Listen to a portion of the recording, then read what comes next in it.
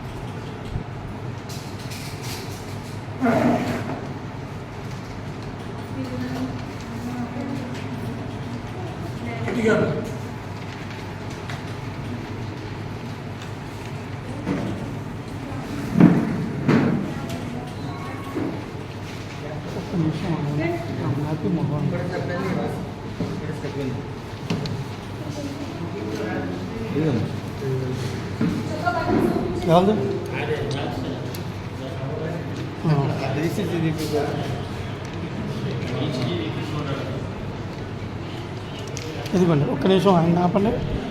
ఏంటి చెప్తా పేపర్కి వెళ్ళి ఇది అది ఒక్క నిమిషం దా ఆయన పేపర్కి ఇచ్చేద్దాం. ఇబ్బంది ఉండదు మనకి. కట్టు ప్రీ